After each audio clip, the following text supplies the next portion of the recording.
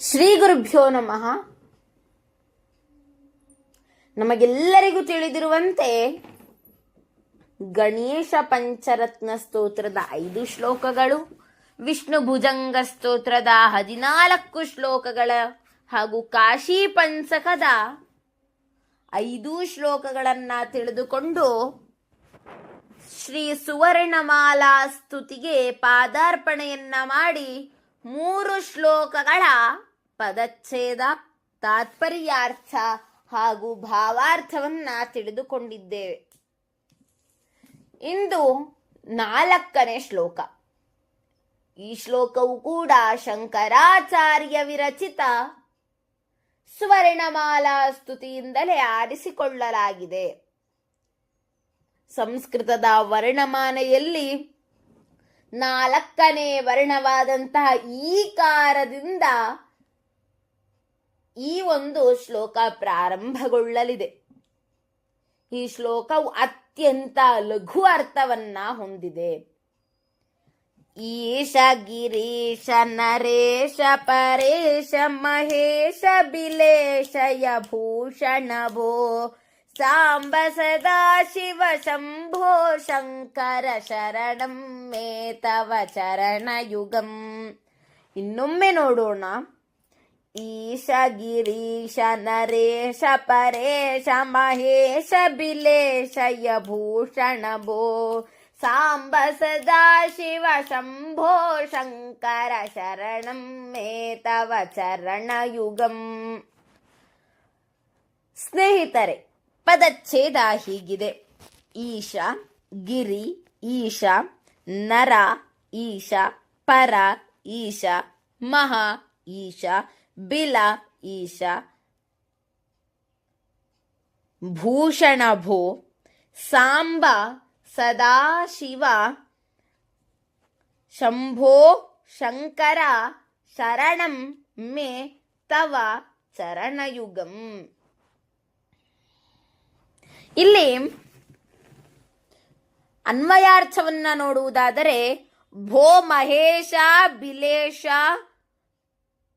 ನರೇಶ ಪರೇಶ ಗಿರೀಶ ಈಶ ಶಂಕರ ಶಂಭೋ ಸದಾಶಿವ ಸಾಂಬ ತವ ಚರಣಯುಗಮೇವ ಮೇ ಶರಣಂ ಇತಿ ಅನ್ವಯಾರ್ಥ.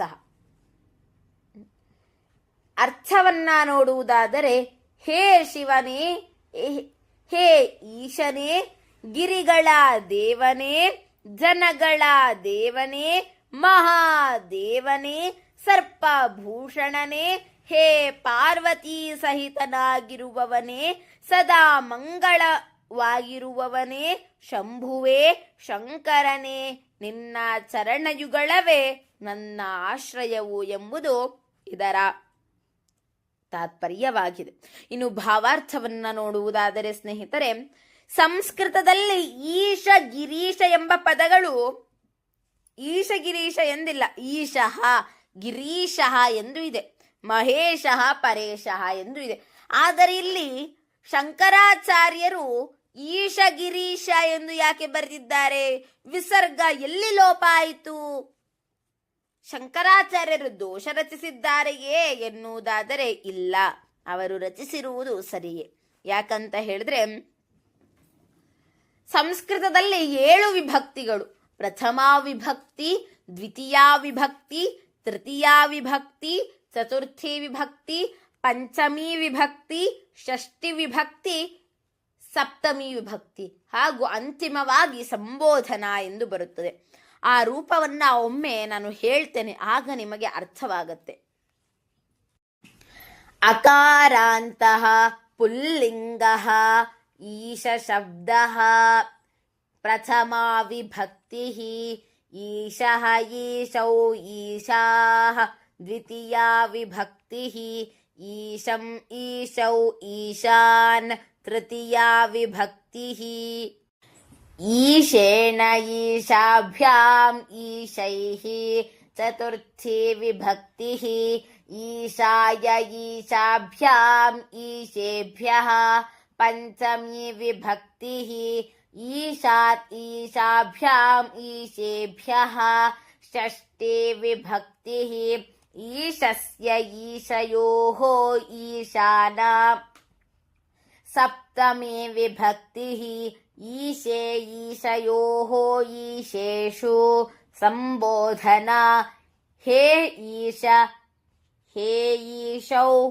ಹೇ ಈಶಾಃ ಎಂದು ಈಶ ಶಬ್ದದ ಚಾಲನೆಯಾಗಿದೆ.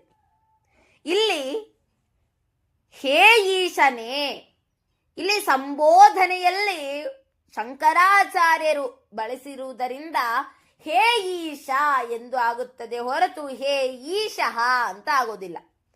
ಗಿರೀಶ ಎಂದು ಆಗುತ್ತದೆ ಹೊರತು ಗಿರೀಶ ಎಂದು ಆಗೋದಿಲ್ಲ. ಹಾಗೆ ನರೇಶ, ಪರೇಶ, ಮಹೇಶ, ಬಿಲೇಶ ಎಲ್ಲವೂ ಕೂಡ ಸುಷ್ಟುವಾಗಿದೆ ಹೊರತು ತಪ್ಪಾಗಿಲ್ಲ ಎಂಬುದು ಭಾವಾರ್ಥ. ಇನ್ನು ಈ ಒಂದು ಶ್ಲೋಕದಲ್ಲಿ ಸಂಧಿಗಳಾಗಿದೆ. ಗಿರಿ ಪ್ಲಸ್ ಈಶ, ಗಿರೀಶ. ಅಕಸ್ಸವರ್ಣೆ ದೀರ್ಘ ಎಂಬ ಸೂತ್ರದಿಂದ ಇಕಾರಸ್ಯ ಈಕಾರಯೋಃ ಈಕಾರಃ ಸ್ಯಾತ್ ಇತಿ ಅರ್ಥಃ. ಅಂದ್ರೆ ಪೂರ್ವ ಪದದ ಅಂತಿಮಾಕ್ಷರವು ಇಕಾರವಾಗಿದ್ದು ಉತ್ತರ ಪದದ ಮೊದಲಾಕ್ಷರವು ಈಕಾರವಾಗಿದ್ದರೆ ಸವರ್ಣಾಕ್ಷರವು ಆದೇಶವಾಗಿ ಈಕಾರ ಬಂದು ಗಿರೀಶ ಎಂದು ಆಗುತ್ತದೆ ಎಂದು ತಾತ್ಪರ್ಯ. ಇನ್ನು ನರೇಶ, ನರ ಪ್ಲಸ್ ಈಶ, ನರೇಶ ಗುಣಸಂಧಿ. ಆದ್ಗುಣ ಎಂಬ ಸೂತ್ರದಿಂದ ಪೂರ್ವ ಪದದ ಕೊನೆಯ ಅಕ್ಷರ ಅಕಾರವಾಗಿದ್ದು ಉತ್ತರ ಪದದ ಮೊದಲಾಕ್ಷರ ಈಕಾರವಾಗಿದ್ದರೆ ಏಕಾರವು ಆದೇಶವಾಗಿ ಬರುತ್ತದೆ ಎಂದು ಇದರ ತಾತ್ಪರ್ಯವಾಗಿ ನರೇಶ, ಪರೇಶ, ಮಹೇಶ, ಬಿಲೇಶ ಎಂಬ ರೂಪಗಳು ಸಿದ್ಧಿಸಿವೆ. ಅವನು ಹೇಗೆ ಗಿರೀಶನಾದ ಎಂಬುದಕ್ಕೊಂದು ಕಥೆ ಇದೆ. ಹಿಂದೆ ಶಿವನಿಗೆ ಪಾರ್ವತಿಯನ್ನ ವಿವಾಹವಾಗಬೇಕು ಎನಿಸಿತು. ಶಿವನು ಸಪ್ತರ್ಷಿಗಳನ್ನ ಕರೆದು ಪರ್ವತರಾಜನನ್ನ ಮದುವೆಗೆ ವಿವಾಹಕ್ಕೆ ಒಪ್ಪಿಸಲು ಆಜ್ಞೆಯನ್ನ ನೀಡ್ತಾನೆ. ಹಾಗೆ ಅರುಂಧತಿ ಸಹಿತರಾದಂತಹ ಸಪ್ತರ್ಷಿಗಳು ಕೂಡ ಹೋಗಿ ಹಿಮಾಲಯದ ಪರ್ವತನಾದಂತಹ ಪರ್ವತರಾಜನನ್ನ ಮನವೊಲಿಸಿ ಮದುವೆಯನ್ನ ಮಾಡ್ತಾರೆ, ಅಂದ್ರೆ ವಿವಾಹವನ್ನ ಮಾಡ್ತಾರೆ. ಹಾಗೆ ವಿವಾಹವಾದ ತಕ್ಷಣದಿಂದಲೇ ಅವನು ಪಾರ್ವತಿಗೆ ಒಡೆಯನಾಗ್ತಾನೆ.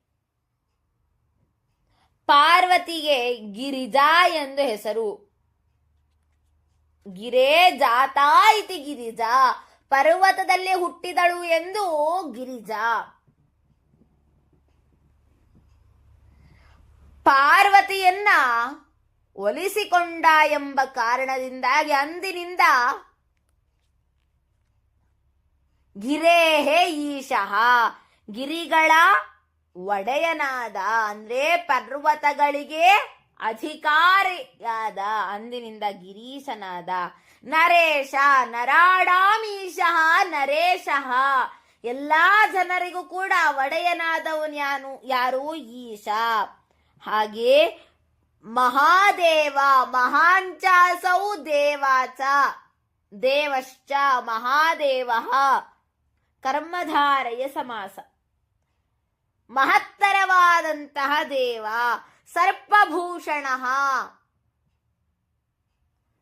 ಸರ್ಪಭೂಷಣನಾಗಿದ್ದಾನೆ. ಪಾರ್ವತಿ ಸಹಿತನಾಗಿ ಸದಾ ಮಂಗಳಮಯವಾಗಿರುವಂತಹ ಈತನು ಶಂಭುವು ಹಾಗೂ ಶಂಕರನು ಹಾಗೂ ವಿಭುವೂ ಆಗಿದ್ದಾನೆ. ಇಂತಹ ಶಂಕರನ ಪಾದಾರ ಯುಗ್ಮಗಳೇ ನನ್ನಾಶ್ರಯವು ಎಂದು ತಾತ್ಪರ್ಯವಾಗಿದೆ. ಮುಂದಿನ ಒಂದು ಶ್ಲೋಕವನ್ನ ಮುಂದಿನ ಸಂಚಿಕೆಯಲ್ಲಿ ನೋಡೋಣ. ಸರ್ವೇ ಜನಾಃ ಸುಖಿನೋ ಭವಂತು, ಸಕಲ ಸನ್ಮಂಗಲಾನಿ ಭವಂತು, ಲೋಕಾಃ ಸಮಸ್ತಾಃ ಸುಖಿನೋ ಭವಂತು. ಧನ್ಯವಾದಾಃ.